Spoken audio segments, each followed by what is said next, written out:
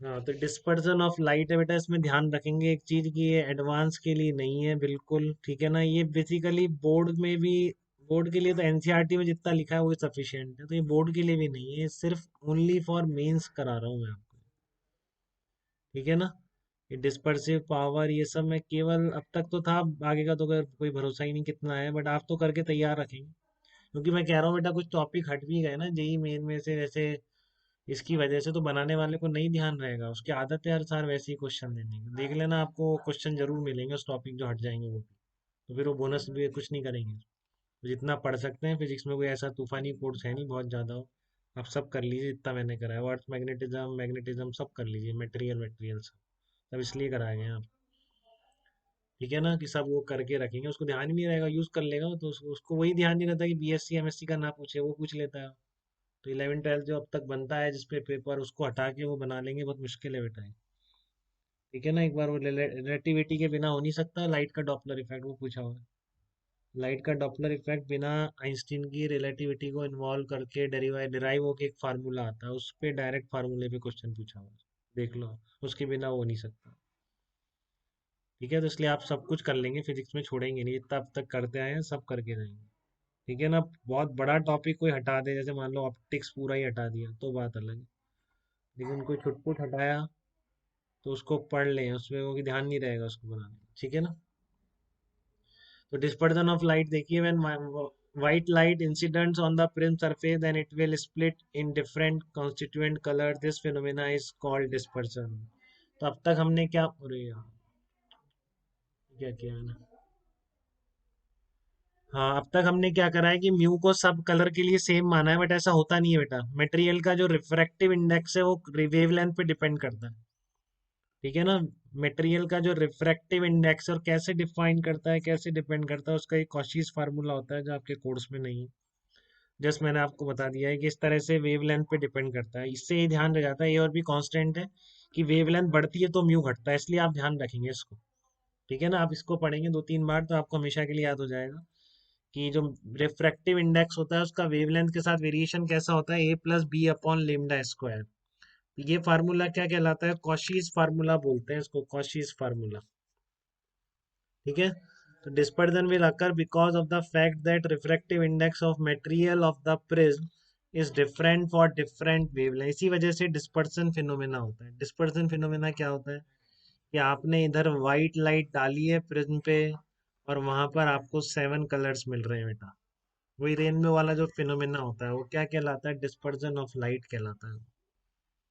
क्यों होता है, क्योंकि आपको पता है कि यहाँ पर आपने प्रिज्म पे लाइट डाली, तो जो डेल्टा है वो म्यू पे डिपेंड करता है, मिनिमम ले लो तो जनरल सबका करता है, जो एंगल ऑफ डेविएशन है वो किस पे डिपेंड करता है, रिफ्रैक्टिव इंडेक्स पे डिपेंड करता है, ठीक है। तो रिफ्रैक्टिव इंडेक्स अगर आपका चेंज होगा डिफरेंट डिफरेंट कलर का, तो डेल्टा भी अलग अलग हो जाएगा। तो देखो आपका विबजॉर वाला आपको पता है, तो फार्मूला सबको पता होता है, violet indigo blue green yellow orange red, तो इधर वेवलेंथ बढ़ती है, रेड कलर की वेवलेंथ सबसे ज्यादा होती है, ध्यान रखो, रेड कलर की वेवलेंथ सबसे ज्यादा होती है।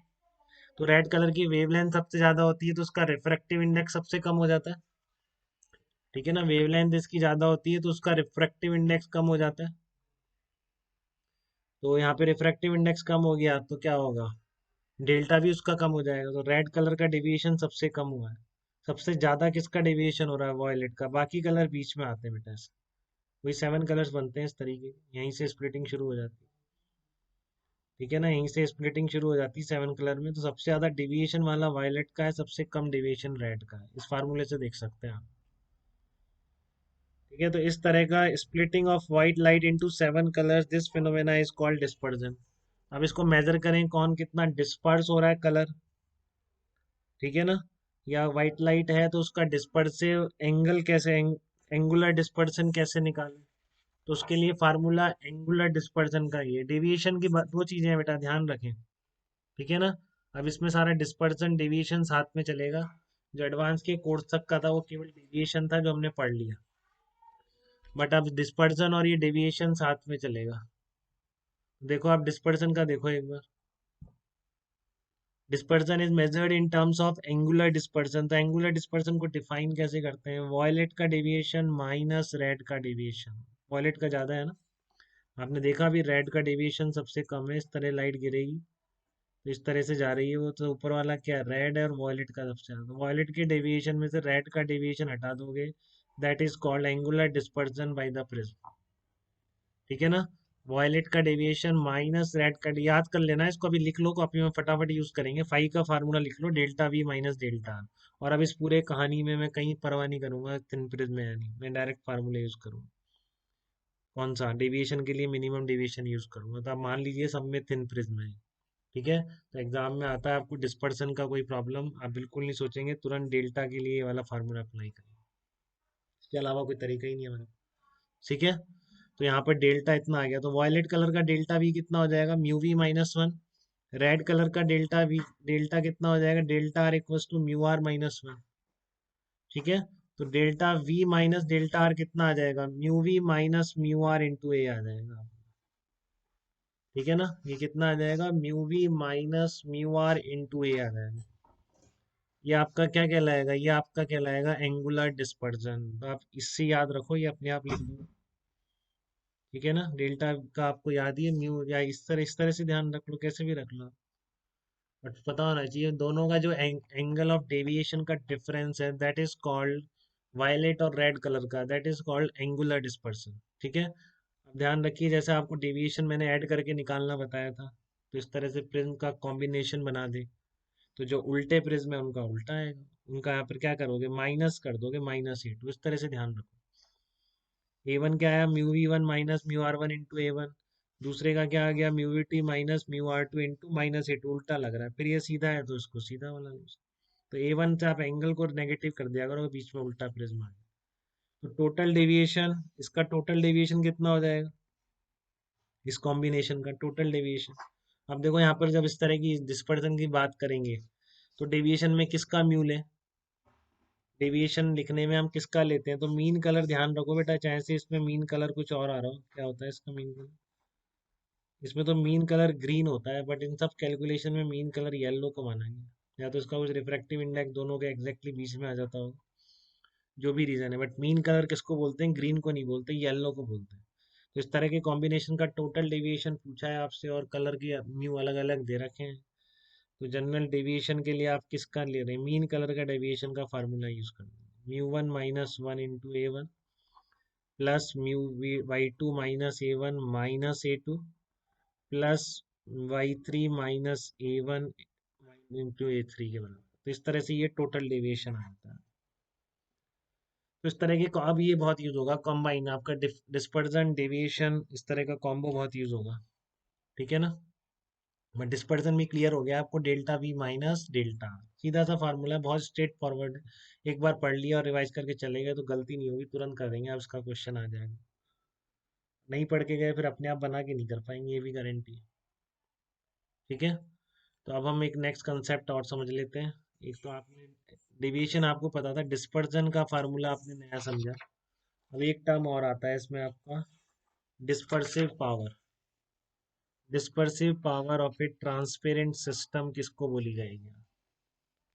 तो डिस्पर्सिव पावर कहलाती है angular dispersion upon deviation for mean colour. क्या कह रहा हूं मैं? Dispersive power equal to angular dispersion divided by deviation for mean colour. बहुत याद करने वाला है बेटा, याद रखना ही है आपको, एक बार ट्राई कर लें, अभी अभी खत्म करें इसको पढ़ के ढंग से, जिससे आप जब भी रिवाइज करें तो फिर फटाफट याद हो जाए। ठीक है ना, dispersive power of a transparent system is defined as omega equal to angular dispersion upon deviation for mean colour.